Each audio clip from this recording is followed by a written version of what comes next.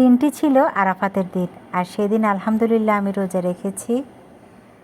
একটি পবিত্র মাহে রমজান পার করার পরে কোরবানির সে দিনটাও চলে এসেছে, আর দুদিন পরেই কোরবানির। তো আলহামদুলিল্লাহ এই কোরবানি আমি কি করেছি আর আমার সংসারের কাজকর্মগুলোকে কোরবানির দুদিন আগে কিভাবে প্রিপেয়ার করেছি সেটা নিয়ে আজকে এই ব্লগটা শেয়ার করছি। বেশ অনেক দিন পরে আপনাদের সামনে হাজির হয়েছি আজ। আসসালামু আলাইকুম ভিউয়ার্স, কেমন আছেন সবাই? চলে এলাম আবারও নতুন দিনে নতুন একটি লাইফস্টাইল ব্লগ আপনাদের সাথে শেয়ার করার জন্য। আশা রাখছি প্রতিদিনের মতো আজকের এই ব্লগটাও আপনাদের অনেক ভালো লাগবে। এক প্রকার অলসতা এবং অবহেলা করে ভিডিওটা এডিট করে নিই আর আপনাদের সামনে প্রেজেন্টও করে নিই। কেন জানি মনটা চাইছে না। এর কারণ তো অবশ্যই আছে, যেহেতু এই প্ল্যাটফর্মে এখনও অনেকেই মিসিং আছে, কারণ এই বন্ধে অনেকে হয়তো ঘোরাঘুরি করছে বা অনেকে হয়তো বাড়িতে আছে। কিন্তু আমার এমন দুর্ভাগ্য, আমার শ্বশুর বাড়ি আর আমার বাবার বাড়ি সব একই জায়গায় একই স্থানে, তো যার কারণে আমি কোথাও ঘুরতেও যেতে পারি না আর বেড়াতেও যেতে পারি না। অনেক আপুদের ব্লগে দেখেছি তারা বাড়িতে গিয়েছে বা অনেকে হয়তো বাবার বাড়িতে ঘুরতেও গিয়েছে, কিন্তু আমার সেই সৌভাগ্যটা নেই। তো যাই হোক, মন খারাপ করার কিছু নেই, হয়তো আল্লাহ যা আমার ভাগ্যে রেখেছেন তাই হয়তো উত্তম আমার জন্য। তো এদিক দিয়ে আমি আরাফাতের দিন সকাল থেকে যে নাস্তাটার আয়োজন করেছিলাম সেগুলো আমার ছেলেদেরকে দিয়ে দিয়েছি। আর এদিক দিয়ে ওই যে আমার প্রিভিয়াস ব্লগে শেয়ার করেছিলাম মরিচ, হলুদ আর মাংসের মশলা, সেগুলো ওই যে বৃষ্টির কারণে ঠিকমতো আমি শুকাতে পারিনি। তো আলহামদুলিল্লাহ গত দুদিন ঠিকমতো রোদ ওঠার পর আমি এগুলো গুঁড়ি করে এখন এই যে বড় বড় যে জার আছে, মানে বক্স আছে, এই যে এগুলোতে রেখে দিচ্ছি। আর আমি একেবারে দীর্ঘদিনের জন্য এগুলো সংরক্ষণ করি। তো যার কারণে ওই যে ঢাকনা দেওয়ার সময় একটা পলিথিন দিয়ে রাখলে ভেতরে যেমন বাতাস প্রবেশ করবে না, তেমনি এই মশলার যে একটি সুগন্ধ সেটাও বাইরে বের হবে না। তো এইভাবেই আমি ফ্রোজেন করে রাখি, আর এই যে নামও লিখে রেখেছি যাতে আমার ভুল না হয়। তো মোটামুটি রান্নাঘরের বেশ কিছু কাজ গুছিয়ে আমার ডাইনিং রুমেও চলে এসেছি। একটু মেসি ছিল, কিন্তু এগুলো ক্লিন করার পরে ফুল ওভারভিউটা শেয়ার করেছি। আর এভাবেই আমি গুছিয়ে নিয়েছি ঈদের ঠিক দুদিন আগে আমার ডাইনিং রুমটা। আমি কিন্তু সিরিয়াল বাই মেনটেন করেছি আমি আরাফাতের দিন থেকে ঈদের দিন কি করেছি সেগুলো। তো এদিক দিয়ে ইফতারি ঠিক আগ মুহূর্তে রোজা রেখেছি আমি আর আমার হাজব্যান্ড। তখন এই যে ইফতারির জন্য যে সকল ইফতার সেগুলো বানিয়ে ফেলেছি, আর ওই যে সেই সাথে আমি আদা রসুন হেল্পিং হ্যান্ড আপাকে নিয়ে একসাথে এগুলো বেছে নিয়েছি। আর সুন্দর করে এখন ব্লেন্ডারের মাধ্যমে ব্লেন্ড করে এগুলো রেখে দিব। যেহেতু কোরবানের সময় একটু গরু মাংস বেশি করে রান্না করতে হয়, তার উপর আমার হাজব্যান্ডের তো একটা বাজে বদভ্যাস আছে, কোরবানের দিন একটু বেশি করে রান্না করতে হয়। তার কথা হলো, রান্না করে দরকার হলে তুমি বক্স করে ফ্রিজে রেখে দিও, সে মাংসটা না তার থেকে খেতে বেশ ভালো লাগে। তো এদিক দিয়ে একটু যখন ইফতার করেছি, তো সেই সাথে একটু কাস্টার্ডও করেছিলাম, আর অন্যদিকে লাচ্ছি ছেলেদেরকে নিয়ে আর আমার হাজব্যান্ডকে নিয়ে আরাফাতের রোজায়। এই ছিল আমার সংসারের জন্য ইফতারির জন্য অল্প কিছু আয়োজন। বুট করেছি, আলুর চপ করেছি, পেঁয়াজি করেছি, আর সেই সাথে জিলাপিও আনা হয়েছিল। আলহামদুলিল্লাহ রোজার পরে এই প্রথম কিন্তু রোজা রেখেছি, আয়েশ করেও খেয়েছি। তো এই প্রথম নয়, আমি আরও রোজা রেখেছিলাম, তবে আরাফাতের দিনটাতে সেদিন ইফতারের আয়োজন করাতে বেশ ভালো লেগেছে। তো এদিক দিয়ে ইফতার করে আপনাদের ভাইয়া চলে গিয়েছিল গরু কিনতে। তো মোটামুটি সে তো গরু কিনতে গেলে অনেক যাচাই বাছাই করে তার পছন্দের জিনিসটাই নিয়ে আসে। আর হলো আমাদের কোরবানি ঈদের গরু। তো এটা হলো ঈদের আগের দিন যখন আমাদের গরুটাকে একটু বাইরে বের করেছিল, তখনই দেখলাম আমাদের এলাকার বেশ ছোট ছোট ছেলেরা তাদের কোরবানির গরু নিয়ে মানে একটু খেলাধুলা করছে আর খুব মজাও করছে সবাই। তো সেই মুহূর্তে আমি একটু আমাদের ঘরের উপর থেকে একটু ভিডিও করে নিয়েছি, মানে কে গরু কিনেছে, তার গরু কার গরু একটু দৌড়াদৌড়ি করতে পারে, লাফালাফি করতে পারে, সেটা নিয়ে কিন্তু প্রতি বছরই আমাদের এলাকায় এই আয়োজনটা হয়।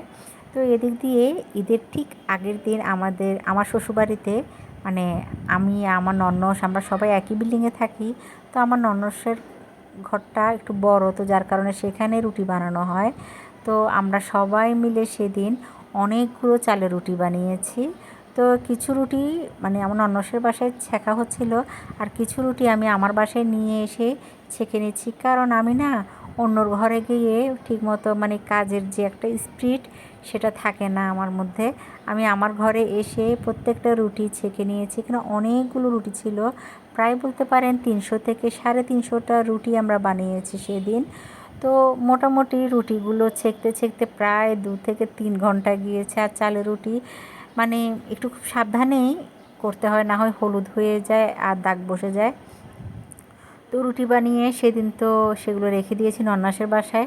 তো পরদিন ঘুম থেকে উঠে ছেলেদেরকে মানে গোসল করিয়ে মসজিদে পাঠানোর পর আমি সংসারের কাজকর্মগুলো শুরু করে দিয়েছি। এদিক দিয়ে বারান্দায় গিয়ে দেখলাম এত সুন্দর রোদ উঠেছে, আমার তো এত ভালো লেগেছিল। তার উপরে সবচেয়ে বেশি ভালো লেগেছিল যখন বারান্দায় আমি একটু ভিডিও করছিলাম, হঠাৎ করে খেয়াল করলাম আমার গাছে ফুল ফুটেছে। সেটা আমি গত বেশ কিছুদিন ধরে মনে মনে ভাবছি আমার এই গাছটাতে কখন ফুল ফুটবে।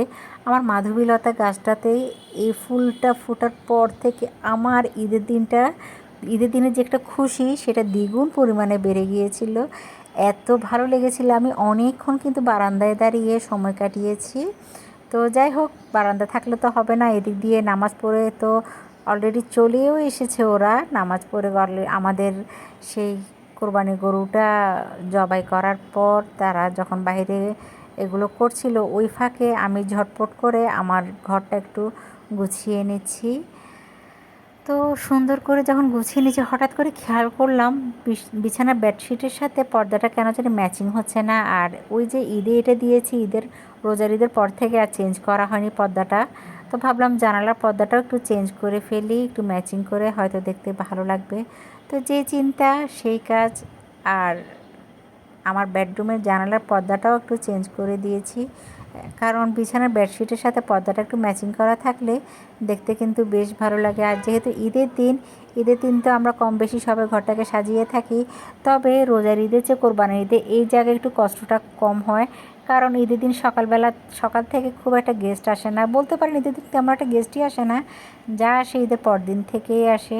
তো সেদিন মোটামুটি রিল্যাক্সে হাওয়া বাতাস খেয়ে খেয়ে ধীরে সুস্থে আমি এই যে আমার বেডরুমটা গুছিয়ে নিচ্ছি। আর সুন্দর করে গুছিয়ে নেওয়ার পর এখন ফুল ওভারভিউটা এখন শেয়ার করছি। এই যে দেখুন, বিছানার সাথে মানে বেডশিটের সাথে পর্দাটা ম্যাচিং করার পর এখন দেখতে কতটা ভালো লাগছে।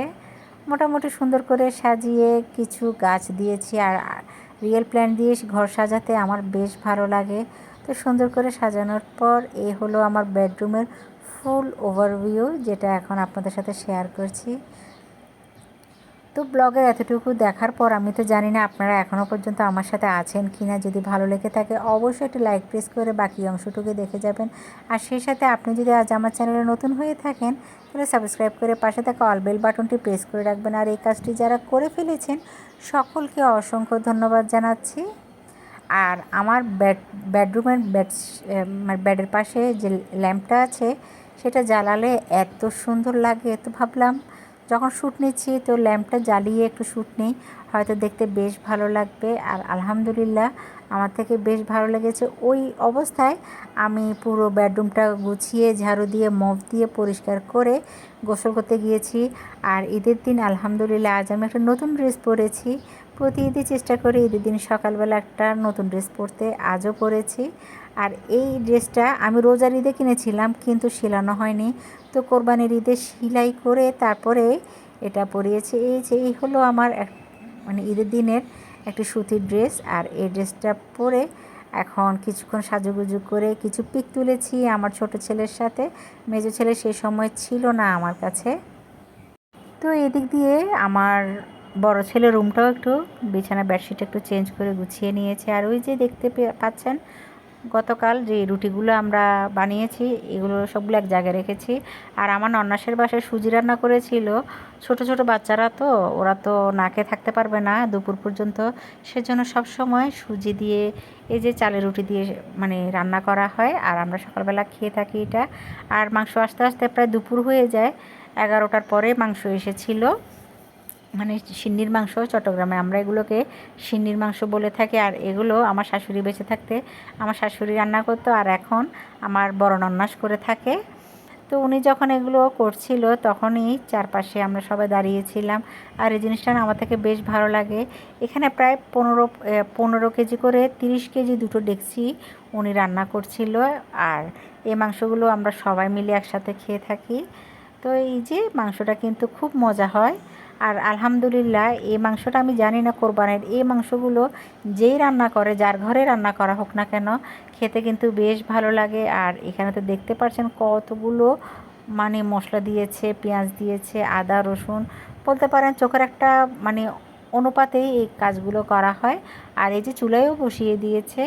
মাংসগুলো হতে হতে আমি ভাবছি মানে খাবো তার আগেই মানে অলরেডি আমি বেশ কিছু অফিস কিনে কাজ করে ফেলেছিলাম আমার ঘরে এসে। আর মাংস যখন হয়ে গিয়েছিল আমার নন্নাস বলছে মাংস সিদ্ধ হয়েছে কিনা দেখো, সবাইকে দিয়ে দাও, বাচ্চারা অনেকক্ষণ ধরে না খেয়ে আছে। তো এদিক দিয়ে মাংসগুলো হয়ে যাওয়ার পর আমরা সবাই মিলে একসাথে খেয়েছি।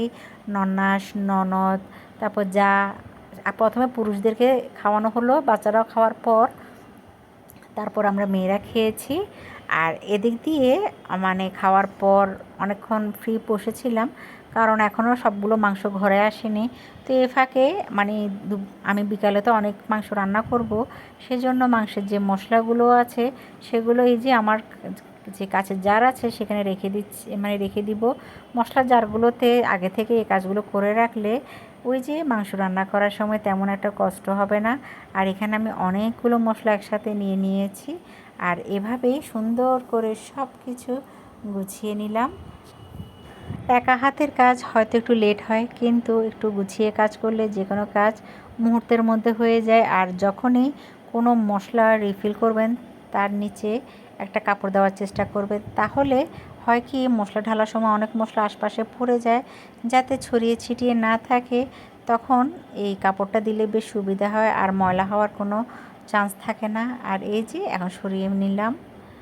তো এদিক দিয়ে আমি কিন্তু বেশ অনেকগুলো মাংস রান্না করেছিলাম, সেটা শ্যুট নিতে পুরোপুরি ভুলে গিয়েছি। আর অন্যদিকে আমার ঘরে মাংসও চলে এসেছিলো। তো এখন যে শ্যুটটা দেখতে পাচ্ছেন সেটা হলো ঈদের পরদিন। ঈদের পরদিন আমি একটু বট রান্না করছি। আচ্ছা, বট কে কে খান আমাকে একটু জানাবেন তো কমেন্ট করে, আমরা কিন্তু বট অনেক পছন্দ করি।